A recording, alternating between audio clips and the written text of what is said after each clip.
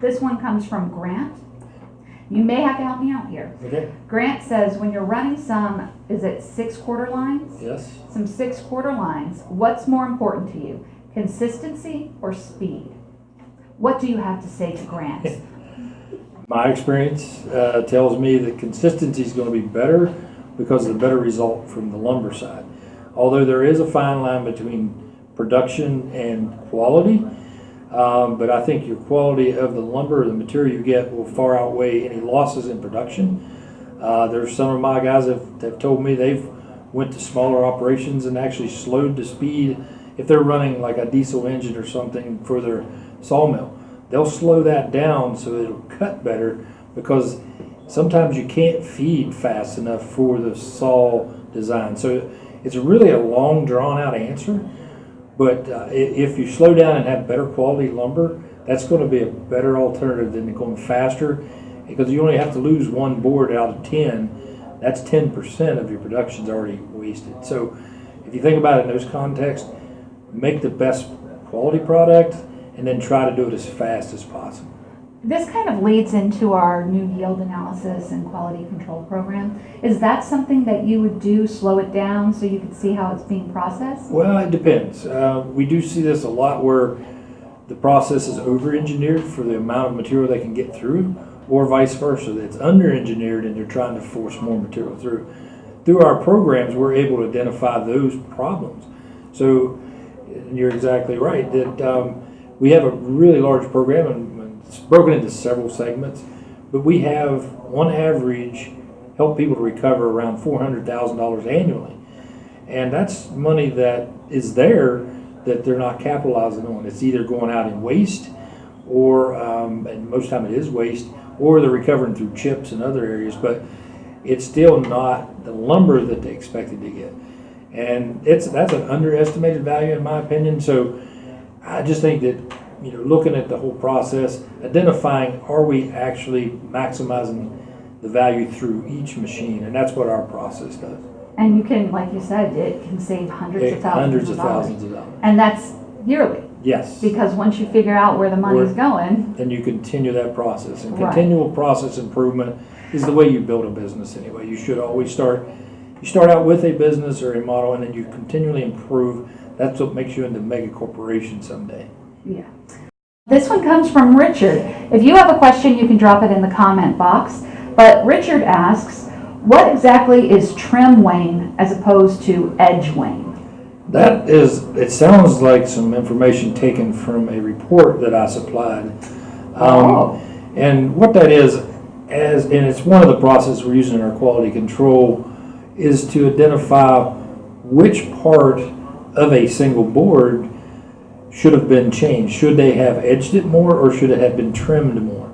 So it's the terminology we're using internally with NHLA inspectors to share that with our customers on what part of that process should they look at or even do more training on. So edge waning, meaning it should have been edged a little bit more through the edger, or maybe it should have been trimmed. And we do see that as a problem with edger operators. Usually see the board prior to the trimmer, so the edger may take too much off, whereas it's been best left on and trimmed. And that's something you would learn through the education at our school, is edging the board free of wane is not necessarily the best.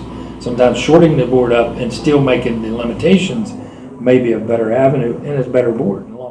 A question from Brent. Brent says he's using 2x4 and 2x6s from a local lumber company, but the actual size varies a lot. Why is this? He says he thought all pieces were supposed to be the same. Well, this is a really, really long answer to this, but I will shorten as much as possible. First of all, usually building materials are made from softwood. The softwood industry has designed ways to make products available to individuals that are usable in its entirety.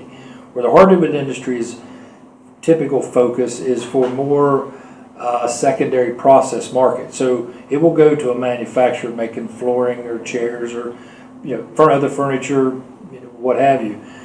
Where the softwood industry, they make products direct to the end user. So building products such as 2x4s when cut at a sawmill, at a hardwood mill, they're going to be produced more of a random. They will make them as close to within typically a quarter of an inch variance, either in width or thickness.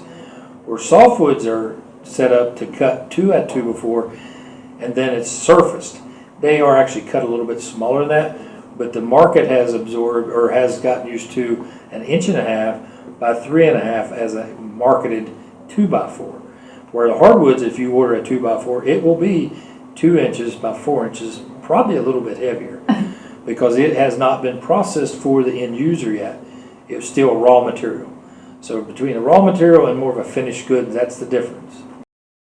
How big of a sound knot is allowed in sound cutting? Okay. Must not be a graduate, because Rich would make you memorize that. Ah. And a lot of these things, I like to point back to the rules book just so you have clarity and understanding of the question. And in our 2019 NHLA rules book, which you can purchase at NHLA.com through our publications, or does it just have rules book? Now, we've changed our website a little bit. It's the store. Under the store. Okay, so you can do that. You could actually even download this as a PDF version, but you know, to have this in hand may even be better. But if you go on page 10, under paragraph 31, it has the definition of a sound cutting. Within that, it states that, let's see, other holes 1/4 inch or larger are admitted, but shall be admitted as follows. 1/4 inch in average diameter in each cutting of less than 12 cutting units. So you have to understand cuttings and cutting units. But a cutting that has less than 12 is allowed 1/4 inch hole. You could have a large knot, but only a 1/4 inch hole or rotten area where the hole was, or the knot was.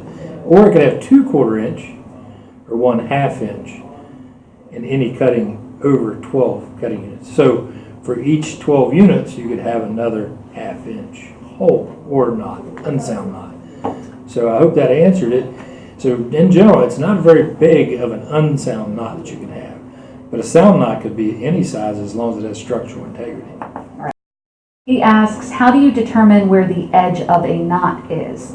Is this similar to the sound knot in a cutting? No. This actually just came up last week when I was in Scotland, of all places, when we were determining where the edge of a knot for the measurement on a walnut board.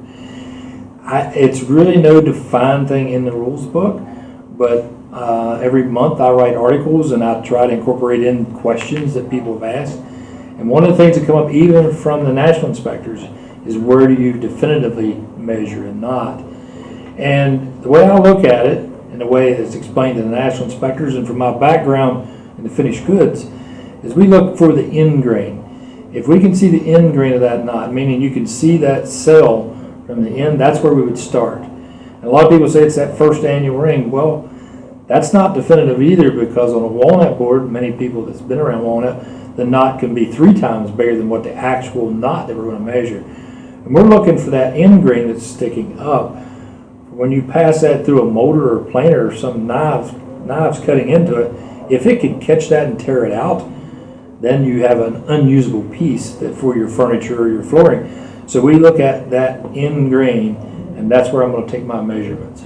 So it's still not, it's hard to define even that way, and it's not even easy if I'm showing you. So just know that you look for that end grain as your outside ring, and that's where you'd want to measure. And he says, is there any mineral limitation in sap hard maple? That's been a question that's came up multiple times over the years. And if you really need to just simply look under the rules book, and if you follow the way our rules book's always been written, this, for instance, in our 2019 version, page 23, it starts with hard maple. And under hard maple, it does not say anything about mineral, it just says standard. So then you move down to sap maple, and if it starts out with such wording as FAS standard accept, so at that point you read everything under that, and it has no mention of mineral, and then you would go under the last line, which is F1F through to a common, it says standard. Right underneath there is where it would state if there was a limitation on anything else, and there is no limitation on sap or maple. So the only time you see any mineral limitation is when you go into what's called white maple, which is a longer conversation we have here, and under it states that you're only allowed in a 2A common and better mineral streaks and spots in the aggregate area over 1/24 is not allowed. So that's only for the white hard maple, not sap hard maple. So, There's no mineral limitation for sap. Josh asks, what are the difficulties in making hardwood CLT, and what kind of benefits would hardwood CLT have?